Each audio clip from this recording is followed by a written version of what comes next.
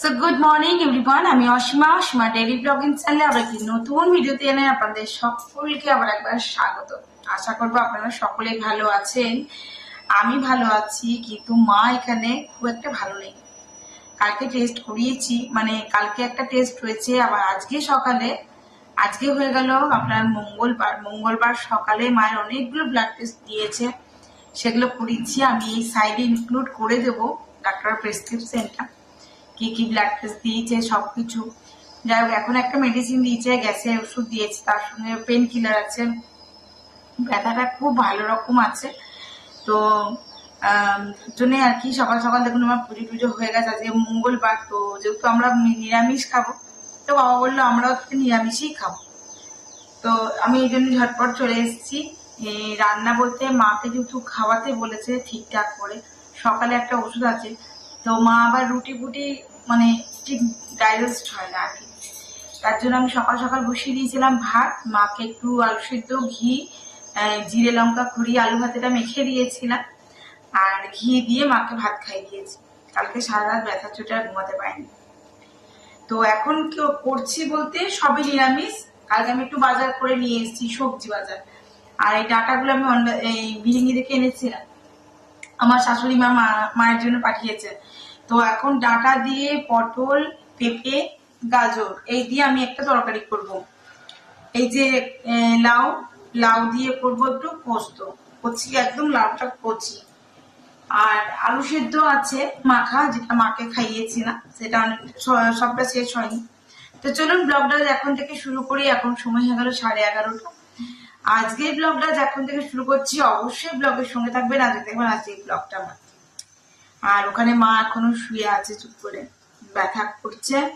ব্যথাটা ওরকমই আছে, জাস্ট মেডিসিনটা নিলে যে একটু কম হচ্ছে, ব্যাস ব্যথাটা আছে। তো কালকে বিকালের দিকে রিপোর্টটা দেবে, মানে ব্লাড টেস্টের রিপোর্ট গুলো দেবে। তো পরশুদিন দেখাবো। কালকে আমি কোর্টে যাব, পরশুদিন মাকে আবার নিয়ে যাবো আমি ডাক্তারের কাছে। তো অবশ্যই সঙ্গে থাকুন, ব্লগটা দেখতে থাকুন। আর আর একটু ঠাকুরের কাছে প্রে করবেন প্লিজ সকলে, যাতে আমার মা খুব তাড়াতাড়ি সুস্থ হয়ে যায়। কারণ আমার মাকে আমরা কোনোদিনই এরকম পড়ে থাকতে দেখিনি তো।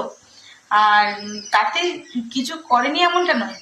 আমি যখন 7টার সময় খটাং খটাং আওয়াজ হচ্ছিল উঠে পড়েছি, দেখছি যেহেতু কাজের দিদি আসেনি, ওই জন্য মা ঘর পুষতে লেগে গেছে।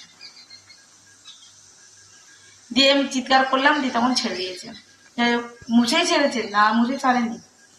যখন কি আর করবো, মা বসে থাকতে পারে না এক জায়গায়, মাকে কাজ করতেই হবে, এরকম একটা ব্যাপার আর কি। তো চলুন, ওদিকে মিঠি স্নান করছে, আর এদিকে আমি রান্নাটা বসিয়ে দিয়েছি। ব্লগের সঙ্গে থাকুন আর দেখতে থাকুন।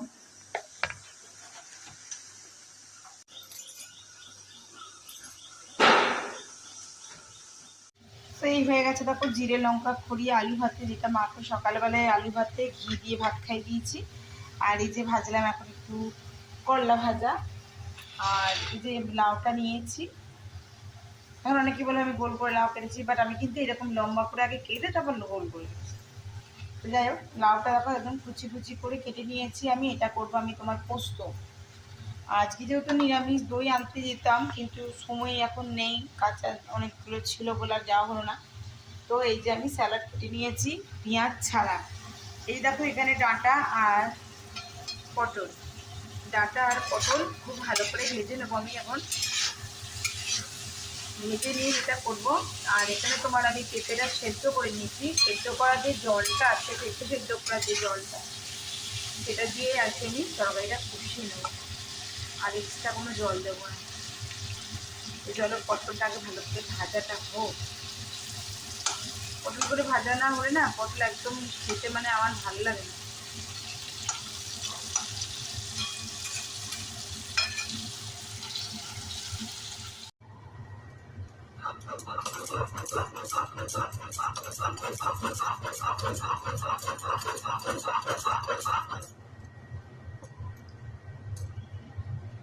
তো চলছে এখন আমার পোস্ত বাটা। তো বন্ধুরা দাঁড়াও, বন্ধ করি, কি আওয়াজ। এদিকে আমার লাউ পোস্ত একেবারে কমপ্লিট। তোমরা কারা কারা ভালোবাসো এরকম লাউ পোস্ত অবশ্যই জানিও। দেখলেই তুমি কত মিহি করে কেটেছিলাম। তো চলো, এখানে রেডি হয়ে গেছে আমার লাউ পোস্ত। এদিকে তো দেখিয়েছি স্যালাড রেডি, আর এই যে দেখো করলা আলু এটা দেখালাম, আর এই যে ডাটা দিয়ে পেঁপে পটল আর এক টুকরো আলু গাজর দিয়ে তরকারি। তো চলো চলো আমি এসে গেছি মানে ঠাকুর ঘরে। হ্যাঁ কখন একটা আলু লাগিয়ে দিয়েছে মা, রাত্রেবেলা বেশি ভালো লাগে। আর আজকে মঙ্গলবার বজরং বলি দাদাকে আমি এখানে পুজো দিয়ে দিয়েছি। মায়ের যেহেতু জ্বর আসছিল ব্যথার জন্য, তাই মাকে বললাম তোমায় স্নান করে পুজো করতে হবে না, আমি আজকে গোপাল রাধারানীকে পুজো দিয়ে সেবা দিচ্ছি। তো এই দেখুন আমি ওদেরকে এমনি করে সাজিয়ে পুজো দিয়েছি। আর তবে আজকে ভোগে দিয়েছিলাম পরমান্ন, তো সেটা তো আর তোলা হয়ে ওঠেনি, তখন আমার কাজের একটু তাড়াতাড়ি ছিল।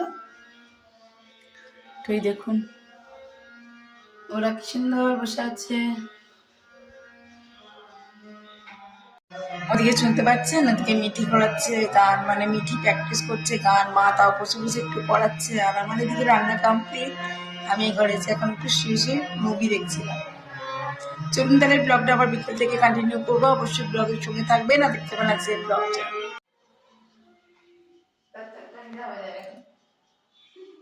দেখা যাবে, তার জন্য আমি ট্রিটমেন্ট করে নেবো।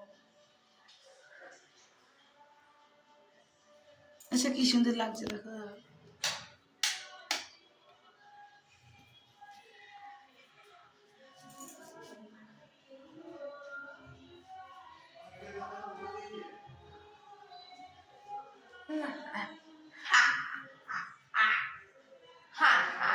দাদা জবটা কর মিঠি।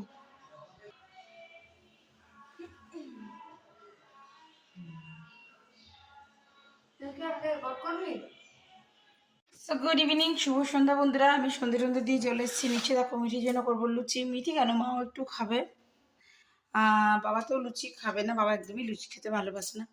তো চলো আমি একটু লুচিগুলো ভেজে ফেলি ঝটপট, তারপর ওকে একটু খাবার খেতে দিয়ে দিই, কারণ তোমরা তো জানো সন্ধে হলেই ওর টিফিন লাগে। এখানে লুচি ফুচি মেখে বেলে একেবারে রেডি আমি ভাজার জন্য। চলো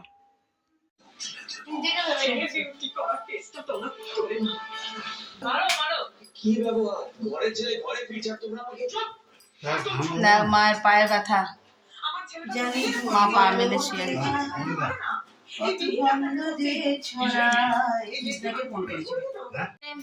আমি চলে এসেছি রাতের ডিনারটা তৈরি করতে। ডিনারে করবো রুটি আর ওবেলাকার সকালে তরকারিটা রাখা আছে, আর দেখি একটু ভেন্ডি ভাজবো। এই ভেন্ডি ভাজা খাওয়া শুরু হলো, আমার বড্ড ভালো লাগে আলু ভেন্ডি ভাজা। তো বাবার জন্য আলু দেবো না, শুধু ভেন্ডি ভাজা রুটি, বুঝেছো বন্ধুরা। তো চলো আজকে মায়ের ব্যথাটা একটু কম আছে, একটু জাস্ট একটু। কালকে বিকালে রিপোর্টগুলো দেবে, যদি কালকে বিকালে ডাক্তার বসে পসিবল হয় তো আমি নিয়ে যাবো মাকে কাল। তো আজকের মতন ব্লগটা এখানে শেষ করছি। ব্লগে কিছু ভালো লাগলে অবশ্যই একটি লাইক কমেন্ট শেয়ার দিয়ে দিও। আর যদি আমাকে ফেসবুক থেকে দেখছো তো আমার ফেসবুক পেজটা একটু ফলো করে নিও। আর ইউটিউব দেখলে তো অবশ্যই আমার চ্যানেলটি সাবস্ক্রাইব করে পাশে থাকা বেল আইকনটি দাবতে একেবারেই ভুলো না। দেখো এই রুটিটা আমি ছিঁড়ে ফেললাম।